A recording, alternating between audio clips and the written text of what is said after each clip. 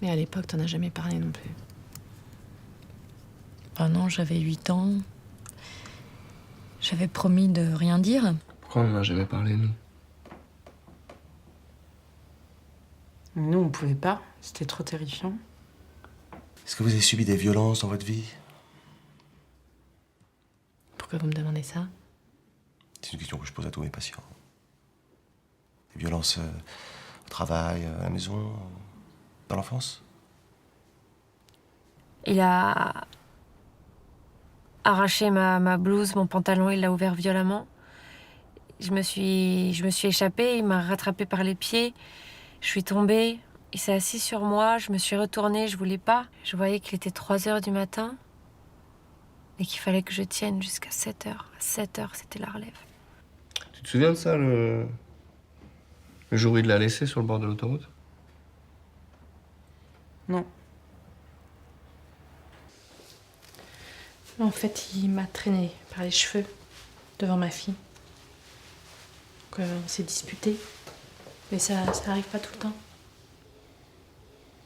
J'en ai pas parlé parce que j'avais peur qu'on me croie pas.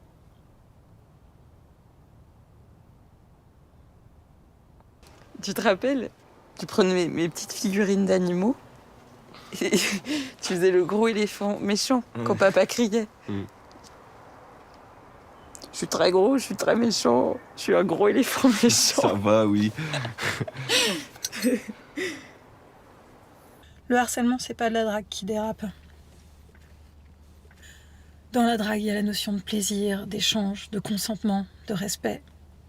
J'ai sombré dans une dépression assez profonde.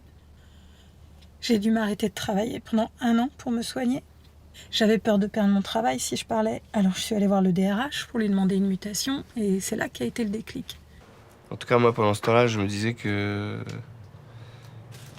qu'il fallait que j'appelle mamie, en fait. Qu'il fallait qu'elle vienne parce qu'il allait la tuer. Et j'étais même pas foutu d'ouvrir cette putain de porte, d'aller dans le couloir pour prendre le téléphone. Mais il y a rien de pire que de garder ça à l'intérieur. Eh ben, c'est exactement ce que m'a dit la sage-femme. Ah mais j'ai halluciné. J'ai jamais parlé de cette histoire à personne. Et là, le simple fait qu'elle me pose la question, et surtout, ça se voit qu'elle s'intéresse. Alors là, je me suis mis à parler et à chialer, à chialer. Vous allez être prise en charge. Vous allez vous occuper de vous.